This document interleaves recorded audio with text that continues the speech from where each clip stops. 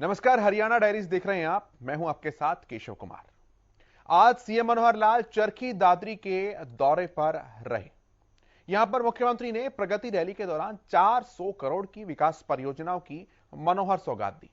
करीब 3.5 साल के बाद सीएम मनोहर लाल चरखी दादरी आए थे और उन्होंने 10 परियोजनाओं का उद्घाटन किया, 7 परियोजनाओं का शिलान्यास किया। रिपोर्ट आप देखिए।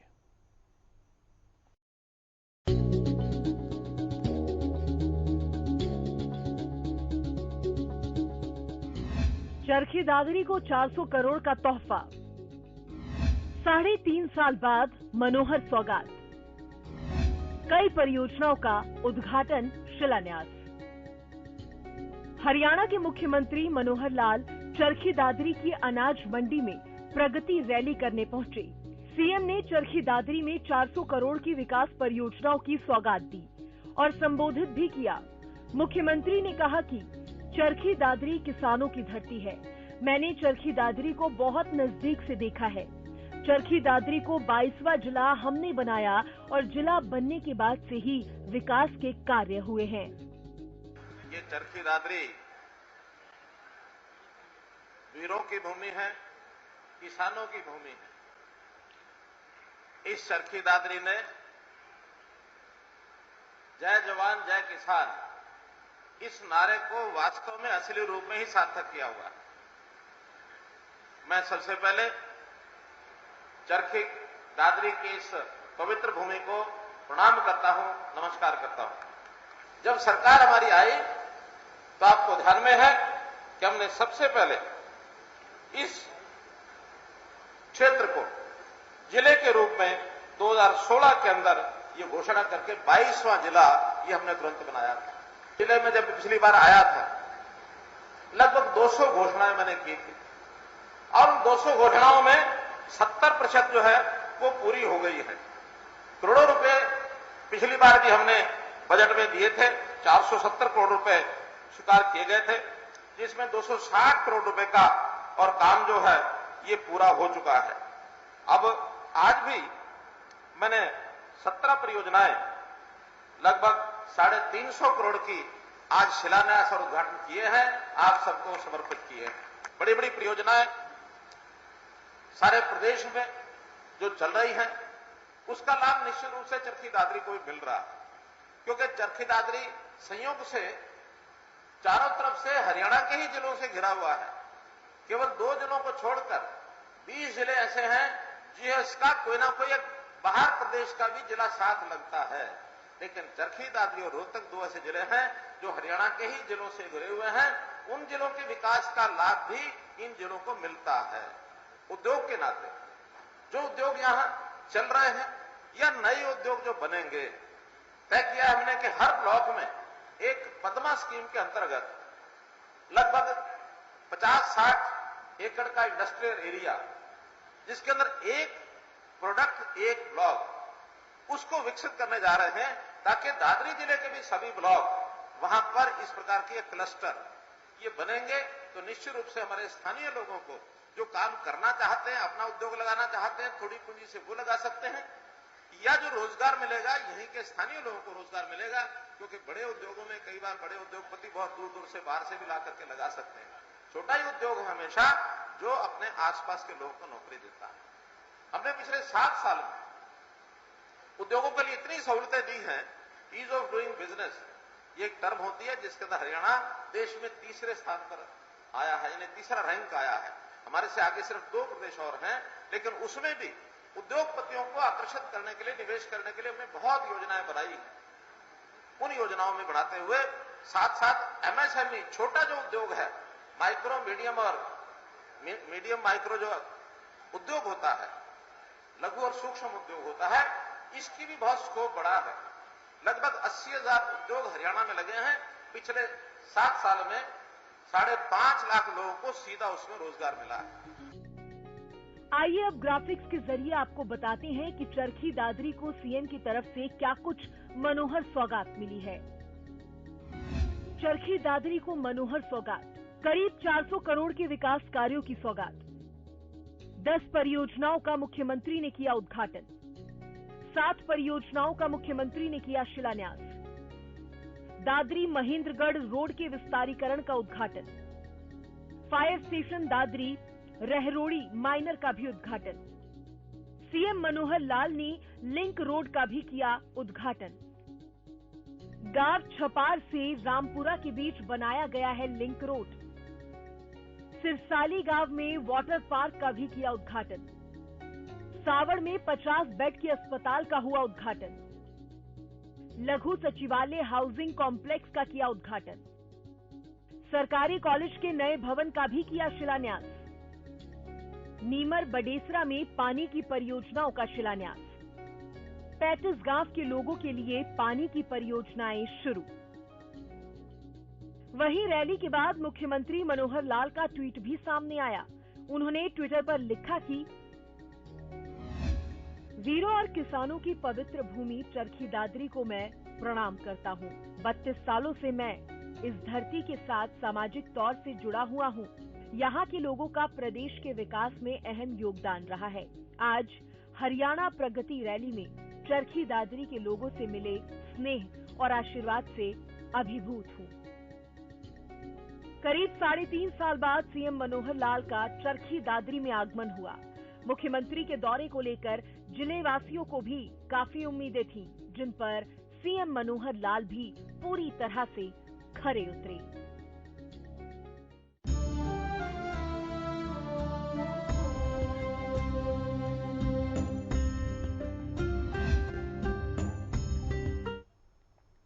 आजादी के 75 साल पूरे होने के उपलक्ष्य में देश भर में मनाए जा रहे आजादी के अमृत महोत्सव के अंतर्गत केंद्र सरकार द्वारा शुरू किए गए हर घर तिरंगा अभियान के तहत हरियाणा में हर घर पर 11 से 17 अगस्त तक तिरंगा फहराया जाएगा।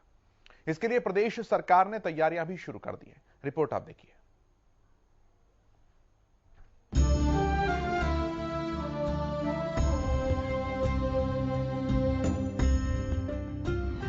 मनोहर सरकार की अनोखी पहल, अनोखे अंदाज में होगा आजादी का जश्न, हर घर पर फहराया जाएगा तिरंगा। आजादी के 75 साल पूरे होने के उपलक्ष्य में देश भर में मनाए जा रहे आजादी का अमृत महोत्सव के अंतर्गत केंद्र सरकार द्वारा शुरू किए गए हर घर तिरंगा अभियान के तहत हरियाणा में हर घर पर 11 से 17 अगस्त तक तिरंगा फहराया जाएगा। राज्य सरकार ने इस अभियान को जन अभियान बनाने के लिए प्रयास शुरू कर दिए हैं। इस संबंध में गुरुवार को मुख्य सचिव संजीव कौशल ने वीडियो कॉन्फ्रेंसिंग के माध्यम से संबंधित विभागों के प्रशासनिक सचिवों, जिला उपायुक्तों और विश्वविद्यालयों के रजिस्ट्रार के साथ बैठक कर दिशा निर्देश दिए। मुख्य सचिव संजीव कौशल ने कहा कि ये एक राष्ट्रीय पर्व है और देश के सभी नागरिक सौभाग्यशाली हैं कि उन्हें अपने घर पर तिरंगा फहराने का शुभ अवसर प्राप्त हो रहा है। तिरंगा हर भारतीय का गर्व है। इसी जज्बे के साथ देश के सम्मान में हरियाणा वासी हर घर तिरंगा अभियान के तहत तिरंगा फहराकर हरियाणा को देश में नंबर 1 बनाएंगे। जिन सरकारी भवनों पर तिरंगा नहीं फहराया जा रहा है, वहां भी फहराया जाए। सभी का ये परम कर्तव्य है कि तिरंगे का सम्मान करें। सभी सरकारी अधिकारी और कर्मचारी भी अपने घरों, संस्थानों और प्रतिष्ठानों पर तिरंगा जरूर फहराएं। कौशल ने जिला उपायुक्तों को निर्देश दिए कि वे इस अभियान में जनता की भागीदारी सुनिश्चित करने के लिए सभी राजनीतिक दलों, जनप्रतिनिधियों, जिला परिषदों इत्यादि के साथ बैठक करें। साथ ही हर जिले में तिरंगे की आपूर्ति सुनिश्चित करें। वहीं यमुनानगर के डीसी पार्थ गुप्ता ने बताया कि आजादी के 75वें अमृत महोत्सव के अंतर्गत पूरे देश में हर घर तिरंगा अभियान का आयोजन 11 अगस्त से शुरू हो जाएगा, जो 17 अगस्त तक चलेगा। इस अभियान में लोगों को राष्ट्रीय ध्वज अपने घरों में लगाने के लिए प्रोत्साहित किया जाएगा, जिससे देशभक्ति और राष्ट्र प्रेम की भावना पैदा होगी। जिला प्रशासन का ये प्रयास रहेगा कि हम लोगों को मोटिवेट करें और हम खुद भी ये फ्लैग बांटेंगे। लोगों से अपील है कि जो हमें अधिकार मिला हुआ है कि हम राष्ट्रीय ध्वज अपने घर पर लगा सकते हैं, उस अधिकार का हमें प्रयोग करना चाहिए। देशभक्ति की भावना को हमेशा बनाए रखें। उन्होंने कहा कि वैसे तो ये मुहिम 7 दिन चलेगी, लेकिन इसे केवल साप्ताहिक मुहिम न बनाएं, बल्कि हमेशा देशभक्ति की भावना बनी रहे। जो आज़ादी का 75वां अमृत महोत्सव चल रहा है, उसके अंतर्गत देश भर में जो है इस बार हर घर तिरंगा करके एक नया जो है प्रोग्राम चलाया जा रहा है। ये हमारा जो है 11 अगस्त से लेकर 17 अगस्त तक हमारे ज़िले में भी ये जो है चलाया जाएगा। मुख्य उद्देश्य इसका ये है कि लोगों को जो हमारा नेशनल फ्लैग है, राष्ट्रीय ध्वज है, उसके बारे में जो है अपने घरों में लगाने के लिए उनको मोटिवेट करना और एक भावना पैदा करना, देशभक्ति की भावना, एक राष्ट्र प्रेम की भावना जो है वो उसको जागरूक करने के लिए ये मुख्य तरह से प्रोग्राम चलाया जाना है। इसमें हमारा अगर जहाँ तक यमुनानगर ज़िले की बात है तो करीबन 3.5 से 4 लाख जो हमारे हाउस होल्ड्स हैं जो हमारे ज़िले में हैं। पूरे जिला प्रशासन का ये प्रयास रहेगा कि हम लोग लोगों को मोटिवेट करके और खुद भी जो है हम लोग फ्लैग्स जो है ये बांटेंगे। इसके अलावा बैठक में मुख्यमंत्री के अतिरिक्त प्रधान सचिव डॉक्टर अमित अग्रवाल ने इस अभियान की रूपरेखा रखी। ग्रामीण क्षेत्र के लिए विकास एवं पंचायत विभाग को तिरंगे की उपलब्धता और वितरण के लिए नोडल विभाग बनाया गया है। पोस्ट ऑफिस, पंचायत घर, सामान्य सेवा केंद्रों, आंगनबाड़ी केंद्रों इत्यादि पर तिरंगे उपलब्ध करवाए जाएंगे। तिरंगे बनाने में स्वयं सहायता समूहों की मदद ली जाएगी। इसी प्रकार शहरी क्षेत्रों में शहरी स्थानीय निकाय विभाग तिरंगे की उपलब्धता और वितरण की जिम्मेदारी संभालेगा। इसके अलावा उचित मूल्य की दुकानों पर भी तिरंगे की उपलब्धता सुनिश्चित की जाएगी।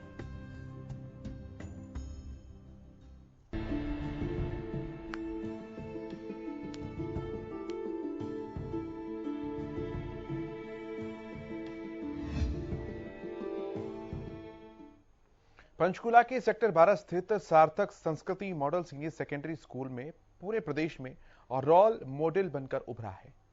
स्कूल में लगभग 2400 विद्यार्थी शिक्षा ग्रहण कर रहे हैं।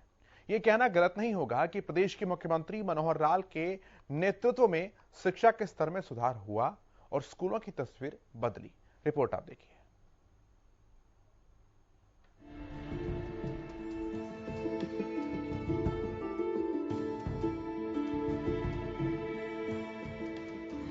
सीएम मनोहर लाल की नीति लाई रंग। पंचकूला का स्कूल बना रोल मॉडल। हर विद्यार्थी की यहां पढ़ने की इच्छा। हरियाणा के मुख्यमंत्री मनोहर लाल की सरकारी स्कूलों में उच्च गुणवत्ता की शिक्षा देने की कोशिशें अब धरातल पर रंग लाने लगी हैं। पंचकूला सेक्टर 12 स्थित सार्थक संस्कृति मॉडल सीनियर सेकेंडरी स्कूल पूरे प्रदेश में रोल मॉडल बनकर उभरा है। हर विद्यार्थी की इच्छा है कि वे इस स्कूल से पढ़ाई करें। सीएम मनोहर लाल ने ट्वीट कर कहा कि हमारे 8 वर्षों के प्रयासों के बल पर पंचकूला का सार्थक मॉडल संस्कृति सीनियर सेकेंडरी स्कूल प्रदेश में रोल मॉडल बनकर उभरा है।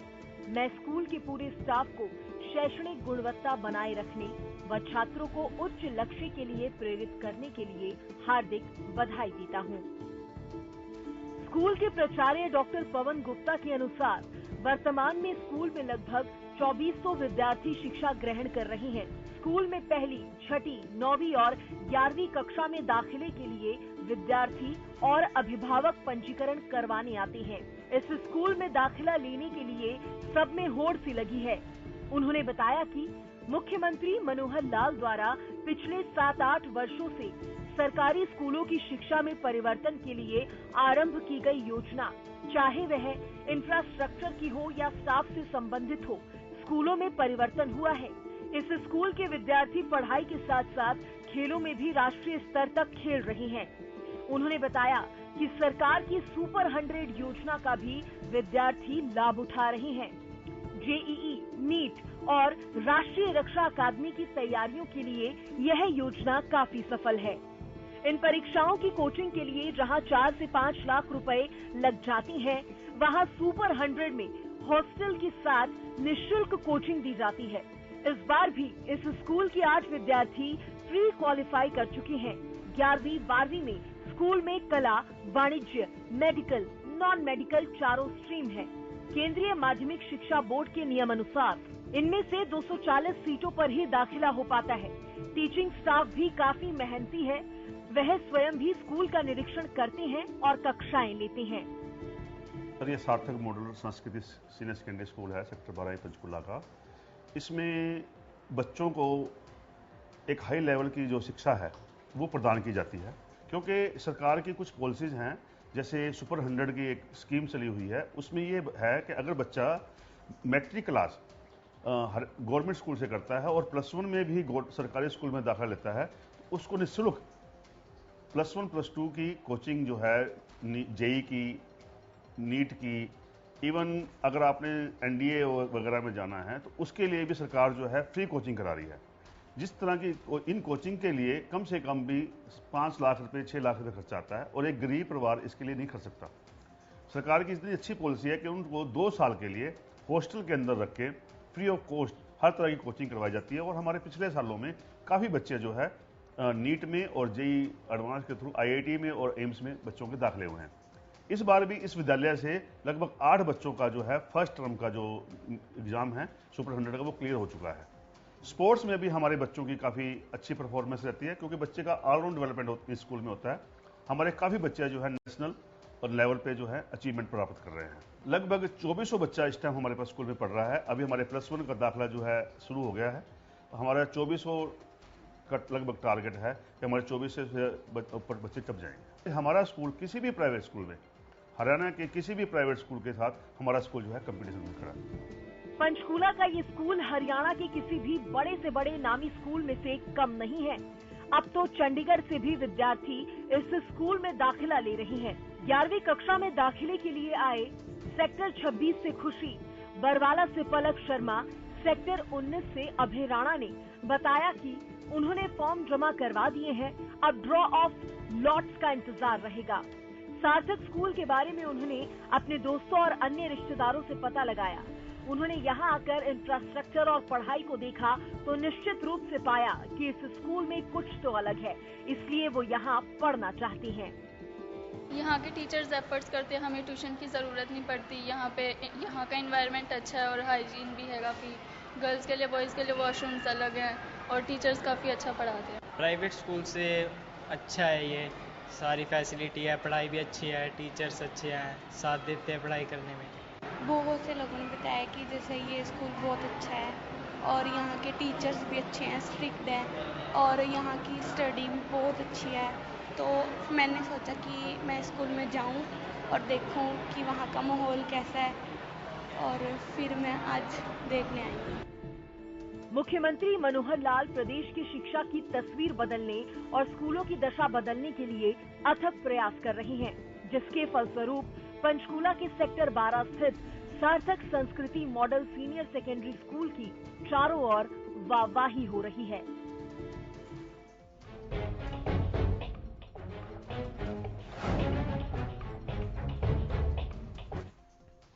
सीएम मनोहर लाल ने राजस्व विभाग के कार्यों से जुड़े नंबरदारों को मोबाइल फोन देने का ऐलान किया है, जिसके तहत नंबरदारों को स्मार्टफोन देकर स्मार्ट बनाने की कवायद शुरू हो चुकी है और नंबरदार भी मुख्यमंत्री की इस पहल का दिल खोलकर स्वागत कर रहे हैं। क्या है सरकार की योजना और क्या है इसके पीछे का मकसद, ये रिपोर्ट आप देखिए।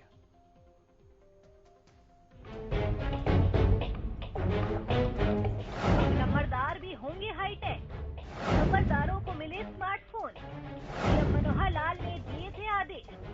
मनोहर सरकार ने राजस्व विभाग के कार्यों से जुड़े नंबरदारों को मोबाइल देने की घोषणा की है।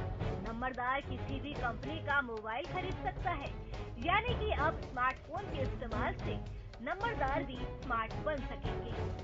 स्मार्टफोन से नंबरदार बनेंगे स्मार्ट। नंबरदारों के लिए स्मार्टफोन ध्वनि संचार, संदेश भेजने, भूमि, फसलों का खराबा आदि की जीपीएस सुविधा के साथ तस्वीरें लेने और उन्हें सर्वर पर अपलोड करने में मदद करेगी। गिरदावरी के तहत आईडी और पते के सत्यापन में सहायक सिद्ध होंगे। स्मार्टफोन के माध्यम से वे अपने जिले के विभिन्न क्षेत्रों के कलेक्टर दरों के बारे में जानकारी ले सकते हैं। किसी भी प्राकृतिक आपदा की अग्रिम सूचना जैसे बाढ़ की संभावना में इंटरनेट मीडिया के माध्यम से एक दूसरे के संपर्क में रह सकते हैं।